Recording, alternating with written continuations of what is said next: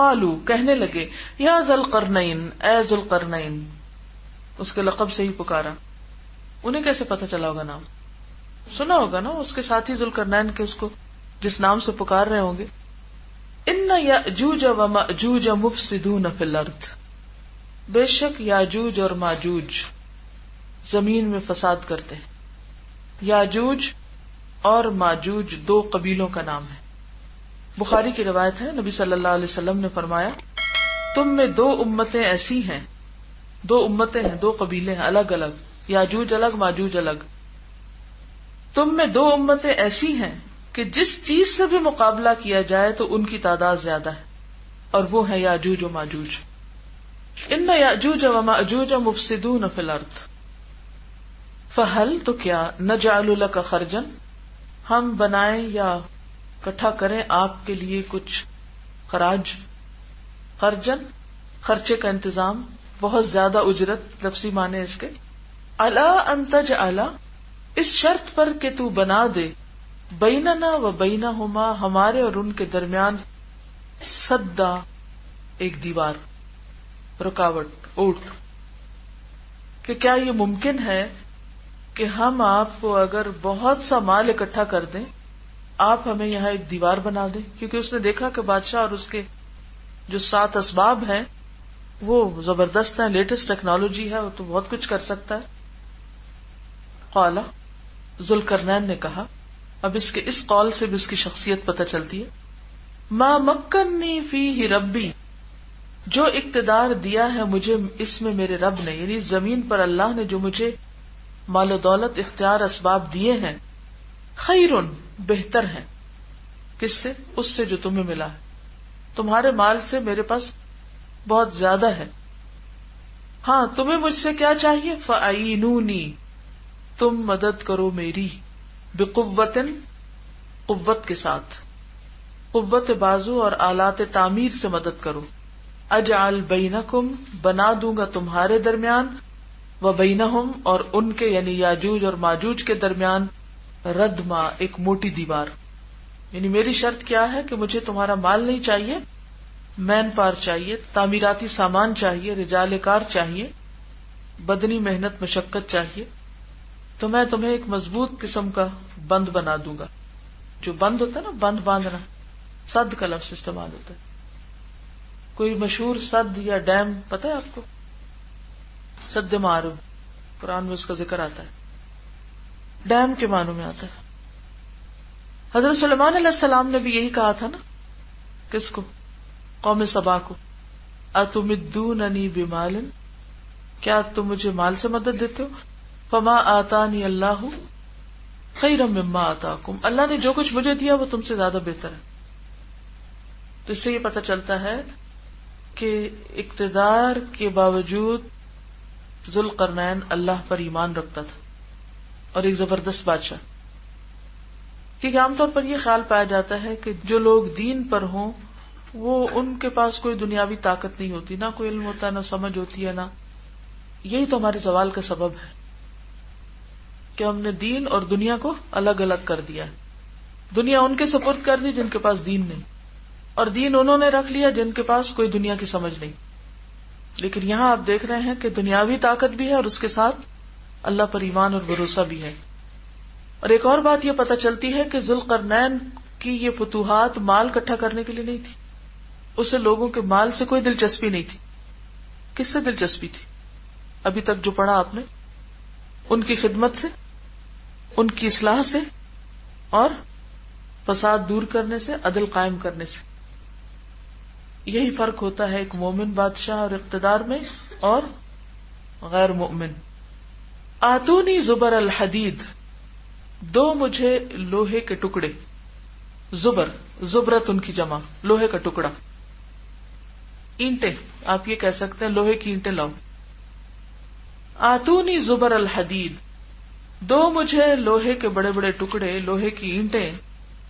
حتی، یہاں تک کہ اذا ساوا بین الصدفین، جب اس نے برابر کر دیا دو پہاڑوں کے درمیان کی جگہ کو، یعنی وہ اینٹیں کھڑی کر کے دیوار بنا دی لوہے کی. تب لوہا تو زنگ سے کھایا جاتا ہے اگر اس میں پانی پڑ جائے. قال انفخوا، کہا آگ تیز جلاؤ، گرم کرو، لوہے کو گرم کرنا شروع کر دیا. حتی اذا جعلہ نارا، کتنا گرم کیا؟ یہاں تک کہ جب اس کو آگ کر دیا، یعنی لوہے کی اینٹوں کو جلا جلا کے لال کر دیا. تو لوہا جب لال ہو جاتا ہے تو پھر کیا ہوتا ہے؟ نرم ہوتا ہے اور وہ اینٹیں آپس میں جڑنے لگ گئی ہوگی. قال آتونی، کہا لاؤ میرے پاس، افرغ، میں انڈیل دوں، علیہ، اس پر، کس پر؟ اس دیوار پر، قطرہ، پگھلا ہوا تانبا. عام دیواریں تو مٹی کی اینٹوں کی بنتے ہیں اور اس پہ سیمنٹ لگتا ہے، لیکن یہ دیوار لوہے کی اینٹوں کی تھی اور اس کے اوپر پگھلا ہوا تانبا ڈال کے اس کو بالکل مضبوط کر دیا، ایسا کہ اس سے کوئی گزر نہ سکے، نہ اسے کوئی توڑ سکے. فَمَسْتَعُوا أَن يَظْهَرُوهُ، تو نہ ان میں استطاعت تھی کہ وہ اس پہ چڑھتے. کن میں؟ یاجوج ماجوج میں. وَمَا اسْتَطَاعُوا لَهُ نَقْبًا، اور نہ وہ استطاعت رکھتے تھے اس کو نقب لگانے کی، اس میں سوراخ کرنے کی. اب استاؤ اور استطاعوا دونوں میں فرق ہے. استاؤ خفیف ہے، استطاعوا ثقیل ہے. استاؤ چڑھنے کے لیے ہے اور استطاعوا نقب لگانے کے لیے. کون سا مشکل ہے کام؟ لوہے کی دیوار میں نقب لگانا، سوراخ کرنا آسان مشکل ہے یا اوپر چڑھنا؟ نقب لگانا، سوراخ کرنا. تو اس لیے جو ہلکا کام تھا اس کے لیے ہلکا فعل، اور جو مشکل کام تھا اس کے لیے مشکل. پیچھے بھی ایسی ایک مثال گزری ہے قصہ خضر میں. وہ کون سی؟ جی ہاں، تستطع اور تستع. ذرا غور کیجئے فرق کیوں ہے. تستع کس کے ساتھ آیا اور تستطع کس کے ساتھ آیا؟ وہاں بھی کام کم اور زیادہ، ہلکا اور بھاری، اسی کا فرق ہے. یہ بھی غور کرنے کی چیزیں قرآن میں. یعنی اس وقت خفیف بات کی اور پہلے اسٹرانگ بات کی. تو چونکہ یہ خفیف کام کے لیے خفیف فعل اور ثقیل کام کے لیے ثقیل، شدید کام کے لیے شدید. فَمَسْتَعُوا أَن يَظْهَرُوهُ وَمَا اسْتَطَاعُوا لَهُ نَقْبًا. اب آپ دیکھیے کہ لوہے کو کاٹنے کے لیے بھی ٹیکنالوجی چاہیے. اینٹیں ایسے تھوڑی بنائیں گے. پہاڑ سے کوئی ایسا لوہا نکلتا ہے جس کی جو بنی بنائی اینٹیں وہاں سے نکل آئیں؟ وہ انہوں نے بتایا ہوگا کہ اس طرح کی اینٹیں بنا کے لاؤ، انہیں کام پہ لگایا. پھر اسی طرح تانبا کتنا ہوگا، کتنی بڑی دیوار، اس کے لیے کتنا تانبا، اور اس کو کس طرح، یہ سارا کچھ کیا ہے، کس سے متعلق ہے؟ ٹیکنالوجی سے متعلق. اگر یہ علوم نہ پڑھے جائیں یہ کام آپ نہیں کر سکتے. اللہ سبحانہ وتعالیٰ نے حضرت داؤد علیہ السلام کے لیے بھی تانبے کا چشمہ بہایا تھا. وَأَصَلْنَا لَهُ عَيْنَ الْقِطْرِ، سورۃ سبا میں آتا ہے. تو اینی ویز پیچھے ہم پڑھ چکے ہیں کہ دو بڑے بڑے پہاڑ تھے جن کے بیچ میں خلا تھا، جس میں سے یاجوج ماجوج اس کے پار سے آتے تھے اور آ کے اس قوم اور آگے کی قوموں پہ تباہی اور غارت گری کرتے. تو اس قوم کے لوگوں نے ذوالقرنین کی صلاحیت اور قوت کو دیکھتے ہوئے اس سے مدد طلب کی اور کہا کہ یہ رکھنا جو بند کر دیا جائے، یہاں پر دیوار بنا دی جائے. تو ذوالقرنین نے ان کے ساتھ تعاون کیا اور اللہ کے دیے ہوئے علم، اسباب، سبب، قوت، ان ساری چیزوں کے ذریعے انہوں نے وہاں دیوار بنا دی. بعض اوقات ایسا ہوتا ہے نا کہ باہر کی قومیں آ کر اس ملک میں کہیں زیادہ ترقی کر جاتی ہیں جو وہاں کے لوکلز نہیں کر پاتے. مثلا اس وقت کی اسلامی دنیا میں آپ دیکھیں کہ جو بظاہر جتنی بھی تعمیر نظر آتی ہے وہ دراصل وہاں کے لوکلز کی نہیں ہے، باہر سے آنے والوں نے کی ہے. اور اپنی بھی کوئی مثال دے دینا. چشمہ پلانٹ کس کی مدد سے بن رہا ہے؟ چائنا کی مدد سے. اچھا، اور موٹر وے کس نے بنائی؟ فیصل مسجد کس نے بنائی؟ شاہ فیصل نے تو پیسے دیے، ترکش نے. ہم تو ادھر سڑک بناتے ہیں اور ادھر پھر برباد ہو جاتی. لیکن ذوالقرنین نے جو دیوار بنائی، فَمَسْتَعُوا أَن يَظْهَرُوهُ وَمَا اسْتَطَاعُوا لَهُ نَقْبًا. تو یہ کام کس کو کرنا چاہیے؟ ذوالقرنین کون تھا؟ مسلمان تھا. اس نے ان کا ہیومن ریسورس استعمال کیا اور ان کو بھی کام پہ لگایا، خود بھی کیا اور اس کو بھی کیا، اور کہا آتونی افرغ علیہ قطرہ، مجھے تو میں ڈالوں گا. آئرن اور کاپر جو ہے وہ الگ الگ اتنا اسٹرانگ نہیں ہوتا، لیکن جب دونوں کو ملایا جاتا ہے تو تو کیا بن جاتا ہے؟ الائن. یہ نہیں کہا کہ اچھا تم ہی ڈال لو، میں ڈالوں گا، خود آگے لگا، خود کام میں شریک ہوا. قال هذا رحمت من ربی، جب سب کچھ بن گیا تو کہا یہ میرے رب کی رحمت. یہ فرق ہوتا ہے ایک مومن میں اور غیر مومن میں. غیر مومن خود کو کریڈٹ دیتا ہے، یہ میں نے کیا، یہ میرا کارنامہ ہے. اور مومن کیا کہتا ہے؟ ھذا رحمت من ربی. فاذا جاء وعد ربی، پھر جب آ جائے گا میرے رب کا وعدہ، جعلہ دکا، کر دے گا اس کو ہموار، ریزہ ریزہ، ڈھا کر ہموار کر دے گا. دکا کا لفظ ناقۃ دکا سے ہے. ناقہ کہتے ہیں اونٹنی کو، اور دکا، ناقۃ دکا ایسی اونٹنی جس کی پشت ہموار ہو، پیٹھ ہموار ہو، اور اس کی کوہان نہ ہو، اونچ نیچ نہ ہو. قرآن پاک میں سورۃ الاعراف میں بھی آتا ہے یہ لفظ دکا کا. فلما تجلی ربہ للجبل جعلہ دکا، جب اس کے رب نے اس پر جلوہ ڈالا، تجلی کی پہاڑ پر، تو کیا ہوا؟ برابر ہو گیا. تو دک کا مطلب ہوتا ہے کوٹنا، اور کوٹ کے ہموار کر دینا، برابر کر دینا، اونچ نیچ درست کر دینا. جب مقرر وقت آئے گا تو یہ دیوار ٹوٹ جائے گی اور گر پڑے گی. وَكَانَ وَعْدُ رَبِّي حَقًّا، اور ہے میرے رب کا وعدہ سچا.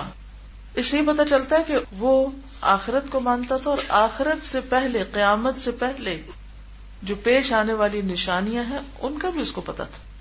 اینڈ ٹائمز میں کیا ہونے والا ہے اس کے بارے میں بھی اس کو علم تھا. اسی لیے تو کہا کہ جب میرے رب کا وعدے کا وقت آئے گا تو یہ سب کچھ برابر ہو جائے گا. تو بہرحال اس نے کوئی کارنامہ اپنے سر نہیں لیا، اتنا بڑا کام کیا اس دور میں، اتنی بڑی دیوار بنائی، اس قوم کو یاجوج ماجوج کے ظلم و ستم سے نجات دلائی، لیکن اس کا تاج اپنے سر پہ نہیں پہنا. بالکل اسی طرح جیسے سلیمان علیہ السلام کو جب چیونٹی کی بات سمجھ آئی تو کیا کیا؟ مسکرا پڑے. فتبسم ضاحكا من قولها وقال رب اوزعني ان اشكر نعمتك التي انعمت علي وعلى والدي. تو اس سے کیا پتہ چلتا ہے؟ عظمت اور بزرگی کسی انسان کی کس میں ہے کہ وہ اللہ کے آگے کتنا جھکتا ہے. بہرحال یہ جو وعدے کا وقت ہے، اس سے مراد قیامت کے قریب یاجوج ماجوج کا ظہور. ایک حدیث میں نبی صلی اللہ علیہ وسلم نے اس دیوار میں تھوڑے سے سوراخ کو فتنے کے قریب ہونے سے تعبیر فرمایا. بخاری کی روایت ہے. فرمایا ویل للعرب من شر قد اقترب، عربوں کے لیے تباہی اس شر سے جو قریب آ گیا. فتح اليوم، آج کھول دیا گیا، من ردم یاجوج و ماجوج، یاجوج اور ماجوج کی دیوار میں سے، مثل ہذہ، اس کی مانند، وحلق باصبعہ الابہام والتی تلیہا، اور آپ نے اپنے انگوٹھے اور اس کی بیچ میں یوں گول دائرہ بنا کے دکھا کہ اتنا سا سوراخ کر لیا یاجوج ماجوج نے. ایک اور حدیث میں آتا ہے کہ وہ ہر روز اس دیوار کو کھودتے ہیں. کون؟ یاجوج ماجوج. اور کل کے لیے چھوڑ دیتے ہیں کہ اچھا باقی کام کل کریں گے، لیکن کل وہ پھر وہیں سے شروع ہوتے ہیں. جب اللہ کی مشیت ان کے خروج کی ہوگی تو پھر وہ کہیں گے انشاءاللہ کل اس کو کھودیں گے، اور پھر دوسرے دن وہ اس سے نکلنے میں کامیاب ہو جائیں گے. جب نکلیں گے تو کیا ہوگا؟ زمین میں فساد پھیلائیں گے، حتیٰ کہ لوگ قلعہ بند ہو جائیں گے، یا آسمانوں پہ تیر پھینکیں گے جو خون آلود ہو کر لوٹیں گے. بالآخر اللہ تعالیٰ ان کی گدیوں پر ایسا کیڑا پیدا فرما دے گا جس سے ان کی ہلاکت واقع ہوگی. اور یہ حضرت عیسیٰ علیہ السلام کی موجودگی میں آئیں گے. اس وقت ہوگا یہ دجال کے بعد. دجال، عیسیٰ علیہ السلام اور یاجوج ماجوج. اور جب ایسا ہوگا تو پھر اس کے بعد قیامت قریب آ جائے گی. اور ذوالقرنین کو قیامت کی آمد پر پورا پورا یقین تھا. وَكَانَ وَعْدُ رَبِّي حَقًّا. یاجوج ماجوج کے بارے میں اور بھی تفصیلات ہیں. میں چاہوں گی کہ علامات قیامت سے یا حدیث کی کتابوں سے یاجوج ماجوج کے بارے میں مزید پڑھیے. آپ میں سے کسی اور کو کچھ زبانی یاد ہے یاجوج ماجوج کے بارے میں کہ ان کی موت جب ہوگی تو زمین پہ حال کیا ہوگا؟ ہر جگہ لاشیں ہی لاشیں ہوں گی، کیونکہ بہت کثرت سے ہوں گے. تو وہ آ کے کیا کریں گے؟ دریاؤں کا پانی پی جائیں گے. سخت آفت ہوگی، فصلیں تباہ کر دیں گے، ہر طرف تباہی، فساد، بربادی ہو جائے گی. بہت قتل و غارت ہوگی. تو پھر اس کے بعد جب وہ مر جائیں گے تو اب ان کو کون دفنائے اتنے لوگوں کو؟ تو اللہ تعالیٰ ایسے پرندے بھیجے گا کہ جو ان کی لاشوں کو اٹھا اٹھا کر سمندر میں پھینکیں گے، اور پھر زمین پہ ایسی بارش ہوگی جس سے زمین صاف ستھری ہو جائے گی. لیکن یہ کہ بہت بڑا فتنہ ہوگا، اس کے بارے میں مزید پڑھیے. تو دجال کے علاوہ یاجوج ماجوج کے بارے میں بھی سورۃ الکہف میں پتہ چلتا ہے. اور چونکہ اس سورت کا پڑھنا اور خاص طور پر پہلی آیتوں کا یاد کرنا فتنوں سے محفوظ رکھنے کا ذریعہ ہے، تو ان فتنوں میں ایک یاجوج ماجوج کا فتنہ بھی ہوگا. اور سورۃ الانبیاء میں بھی اس کا ذکر ملتا ہے، حتی اذا فتحت یاجوج وماجوج، یہاں تک کہ جب یاجوج ماجوج کھول دیے جائیں گے، وہم من کل حدب ینسلون، اور وہ ہر اونچی جگہ سے نیچے اتر رہے ہوں گے.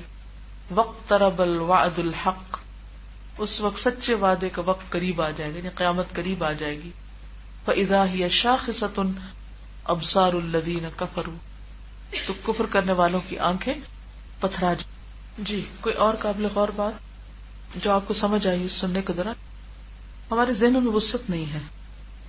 یعنی اس قوم نے ان کو بہت بڑی آفر بھی کی، خرجہ ہوتا ہے بڑی اجرت، ہم بہت کچھ دیں گے آپ کو اگر آپ یہ بنا دیں. لیکن انہوں نے کیا کہا؟ مجھے اجرت نہیں چاہیے، والنٹیئر ورک تھا، لیکن ان کی زبردست مدد کی، اسی لیے وہ دیوار آج تک قائم ہے. تو بہت اچھا سبق ہے کہ انہوں نے جو قوم نے ڈیمانڈ کیا تھا اس سے بہتر کام کر کے دیا. انہوں نے کہا کہ آپ سد بنا کر دیں، تو انہوں نے ردم بنا کے دیا جو اس سے بھی زیادہ مضبوط چیز تھی. پوری پلاننگ کر کے ان کو دی اور پھر اس کے مطابق کام کیا. اچھی بات کی کہ جب مسلمان ٹیکنالوجی کو استعمال نہیں کرتے تو پھر ان لوگوں کے لیے جگہ چھوڑ دیتے ہیں جو ٹیکنالوجی کو استعمال کر کے خدا کو نہ مانتے ہوئے بندوں پہ ظلم ڈھائیں. اور جو بھی کام کیا بس تھوڑی دیر کے لیے کیا اور بس کام ٹپانے والی بات دی. اور ہم میں سے اگر ہر ایک محنت کرے اور ہر ایک کوشش کرے تو پوری قوم کی تقدیر بدل سکتی انشاءاللہ. تو حل کیا ہے کہ جو سائنس پڑھ لیں وہ قرآن پڑھیں، جو قرآن پڑھ لیں وہ اور کام کچھ نہ کریں، صرف پڑھتے ہی رہیں. ہاں یعنی ہمارے پاس اگر اسباب ہوں بھی تو ہم انسانوں کی خدمت میں اور ان کی پریشانیاں دور کرنے میں ان کو استعمال نہیں کرتے، صرف اپنی زینت بنانے میں. اس سے یہ بات پتہ چلتی ہے نا کہ کوئی شخص بھی اکیلے کچھ نہیں کر سکتا. ذوالقرنین کے پاس اسباب تھے، اس نے اسباب استعمال کی، لیکن اس کو بھی ایک ردم بنانے کے لیے افراد درکار اور افراد کا تعاون. کوئی لیڈر اکیلے کچھ نہیں کر سکتا، کوئی قوم اکیلے نہیں کر سکتی، قوم اور لیڈر مل کے ہی قوم بناتے ہیں. لیٹسٹ ٹیکنالوجی کی ضرورت ہے، اور ظاہر ہے کہ لیٹسٹ ٹیکنالوجی کے لیے پھر وسائل اور ذرائع بھی اتنے ہی چاہیے، اور لوگ بھی چاہیے جو اس کو استعمال کریں. اور دوسروں کے بھروسے پر آپ کب تک کچھ کام کر سکتے ہیں جب تک خود نہ کریں؟ اس کے لیے پھر کام کرنے کے لیے کتنے افراد چاہیے. باہر سے کیوں کوئی آتا ہے اگر آپ خود کریں اپنا کام؟ ہم ہر کام خود ہی کرنا چاہتے ہیں اور پھر نہ خود کر سکتے ہیں نہ کسی کو کرنے دیتے ہیں. آپ میں سے ہر شخص یہ سوچے کہ اس کے پاس کیا کیا اسباب ہیں، مادی وسائل کیا ہیں، علمی وسائل کیا ہیں، ٹیلنٹ کیا ہے، اسکل کیا ہے، ان کو وہ کہاں کس طرح میکسیمم لوگوں کے بینیفٹ کے لیے یوز کر سکتے ہیں. یعنی ایسے پلان بنائیں، ایسے منصوبے بنائیں، ایسے طریقے استعمال کریں کہ جس سے زیادہ کسی بھی اچھے کام کو آگے بڑھائیں. اب وہ ایک طرف جا کے دنیا کی جہاں سرحد ختم ہو رہی ہے، خشکی ختم ہو رہی ہے، وہاں تک جاتے ہیں، دوسری طرف جہاں حد ختم ہو رہی ہے وہاں تک جاتے ہیں. کتنی زیادہ ہمت کی بات ہے. اور اس زمانے میں کوئی جہاز نہیں تھے، کوئی ٹرینز نہیں تھی، کوئی کمیونیکیشن کے ذرائع کیا تھے، لوگ جانور استعمال کرتے تھے، شاید پہیہ ایجاد ہو چکا ہو، لیکن یہ کہ اس کے باوجود کتنی مشقتوں سے وہ کہاں تک پہنچے، کیا خیر پہنچانے. صحابہ کرام کیوں پہنچے تھے ہر طرف؟ آپ دیکھیں کہ حضرت عمر کے دور میں 40,000 مربع میل علاقہ اگر فتح ہوتا ہے تو کس کی کوششوں سے ہوتا ہے؟ کیا جذبہ تھا ان کے اندر کہ ہر جگہ پہنچ کر خیر پھیلانی. اصل میں یہ تفصیلات اللہ تعالیٰ نے اس لیے نہیں بتائی کہ فوکس رہے اس پر کہ ذوالقرنین کو جس کو اللہ نے اقتدار دیا اس نے اقتدار کو کس طرح استعمال کیا. تو جس کے پاس بھی اتھارٹی ہو اس کو اپنی اتھارٹی کو کن کاموں میں اور کیسے اور کہاں استعمال کرنا چاہیے. اور سوچئے بیٹھ کر کہ آپ کے پاس کیا اسباب اور وسائل ہیں اور کس طرح آپ ان کو استعمال کر سکتے ہیں. سبحانک اللہم و بحمدک نشہد ان لا الہ الا انت نستغفرک و نتوب الیک. السلام علیکم و رحمۃ اللہ وبرکاتہ.